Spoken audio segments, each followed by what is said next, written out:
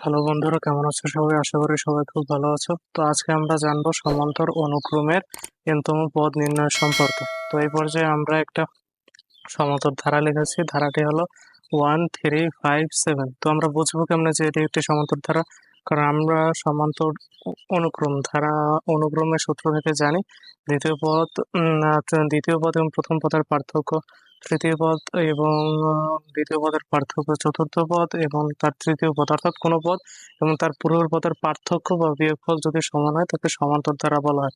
যেহেতু এদের পূর্বপদ এবং তার পরের পদ এবং তার পূর্বপদের পার্থক্য সমান, তাই এটা হচ্ছে সমান্তর অনুক্রম বা সমান্তর ধারা। যা হলো ধারার ক্ষেত্রে শুধু মাঝখানে যোগ চিহ্ন থাকে সেই জন্য ধারা বলে, আর যদি যোগ চিহ্ন না থাকে তবে তাকে অনুক্রম বলে।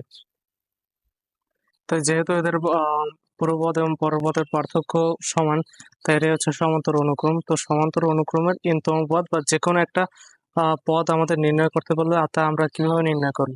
এই ক্ষেত্রে সূত্রটি হচ্ছে আমাদের a plus n minus one into D.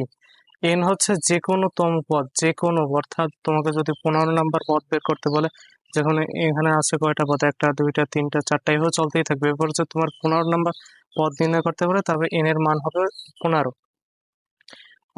আবার যদি 16 নাম্বার পদ নির্ণয় করতে বলে তাহলে এন এর মান হবে 16। তো এবার এ কি?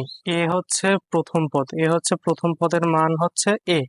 এবং ডি কি? ডি হচ্ছে যে কোনো পদ এবং তার পূর্বপদের বিয়োগফল। যে কোনো পদ এবং তার পূর্বপদের বিয়োগফলই হচ্ছে ডি বা পার্থক্য বলে। যেমন আমি যদি এবার ডি এর মান যে কোনো কিছু নিতে পারি, যে কোনো একটা পদ নিলাম, যেমন 5 নিলাম, তার পূর্বের পদের বিয়োগফল, পূর্বপদ হচ্ছে 3, এর বিয়োগফল হচ্ছে 2। আবার আমরা ডি এর ক্ষেত্রে যে কোনো একটা নিতে পারি, যদি 7 নেই আমরা, তবে তার পূর্বের পদের সাথে বিয়োগ হবে। তাই দিলাম 7 থেকে 5 গেলে থেকে 2। এটাই হচ্ছে আমাদের মেইন সূত্র। কোনো পদের কোনো অনুক্রমের, কোনো সমান্তর অনুক্রমের n-তম পদ নির্ণয়ের ক্ষেত্রে আমরা এই সূত্রটি ব্যবহার করবো, a plus n minus one into D. এই সূত্রটির মাধ্যমে আমরা যে কোনো পদ নির্ণয় করতে পারবো। তো আমরা একটা উদাহরণ দেখলে ক্লিয়ার হবো। উদাহরণে বলা একটি সমান্তর অনুক্রম দেওয়া আছে, যেমন 7 11 15 19। যেহেতু এই অনুক্রমটা বলছে n-তম পদ নির্ণয় করো এবং n-তম পদ থেকে 15তম পদ নির্ণয় করো। তো আমাদের প্রথমে n-তম পদ নির্ণয় করতে হবে। তো প্রথমে আমরা যদি a এর মান লিখি, প্রথম পদ এ সমান কত? এ সমান যেহেতু আমাদের 7 দেওয়া আছে, 7 লিখলাম। তারপর ডি এর মান আমরা লিখে বলি পার্থক্য, সাধারণ পার্থক্য। ডি সমান হচ্ছে আমরা যে কোনো একটা পদ নিতে পারি, যেমন 19 নিতে পারি। 19 বিয়োগ তার পূর্ব পদের সাথে বিয়োগ, পূর্বপদ বিয়োগ করে তাহলে থাকে 4। 19 থেকে 15 গেলে থাকে 4। এবার আমরা জানি কি n-তম পদ কোনো সমান্তর ধারার n-তম পদ সমান, সূত্রটা আমরা লিখতে হবে, কোন সমান্তর অনুক্রমের, বারবার ধারা বলে হয়, সমান্তর অনুক্রমের n-তম পদ সমান আমরা জানি কি a plus n minus one into D.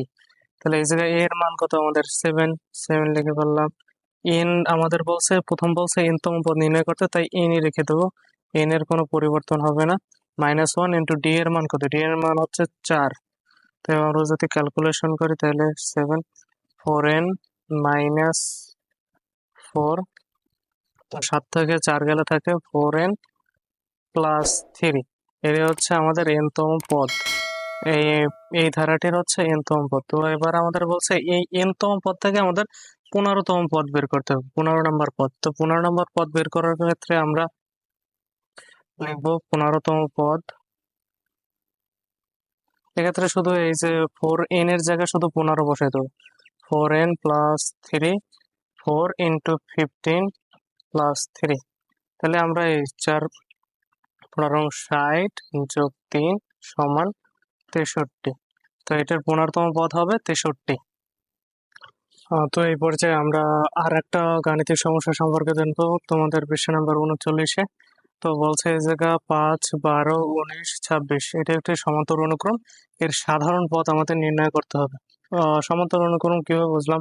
আগেই বলছিলাম যে যে কোনো পদ এবং তার পূর্বের পদের বিয়োগফল যদি সমান হয়, যেমন এই জায়গায় যদি আমরা লিখি 5 12 19 26। এর যে কোনো পদ এবং তার পূর্বের পদের বিয়োগফল যদি সমান হয় তবে তাকে সমান্তর অনুক্রম বলে।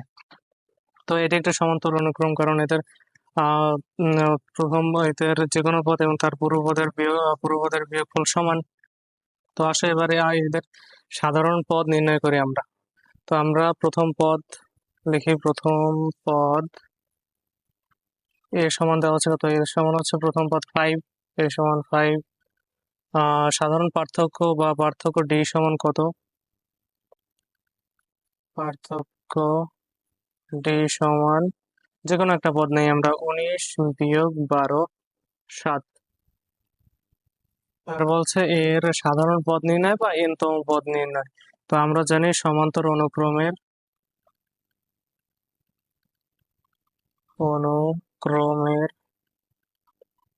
সাধারণ পদ বা n-তম পদ নির্ণয়, n-তম পদ হলো সাধারণ পদ বা n-তম পদ হলো, সূত্রটি কি? সূত্রটি মনে আছে সবার? n-1 into D. তাহলে এই জায়গায় এর মান কত? এর মান হচ্ছে 5 প্লাস n এর মান যেহেতু আমাদের বলা হয় না, সাধারণ পদ হচ্ছে n-তম পদ। n-তম পদ মানে কি? যে কোনো একটা পদ তোমাদের বের করতে হবে, ওইটাই হচ্ছে n-তম পদ। যেহেতু আমাদের বলা নাই কোন পদ বের করতে বলছে, যে সূত্রটি দিয়ে আমরা সব পদ বের করতে পারবো সেটা হচ্ছে n-তম পদ বা n-1 এর ডি এর মান আমরা পেয়েছি কত? 7।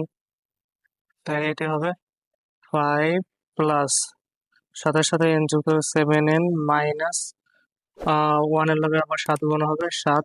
তাহলে 5 থেকে যদি 7 যায় তাহলে থাকবে 7n মাইনাস 2। এটি হচ্ছে সাধারণ পদ। অ্যান্সার।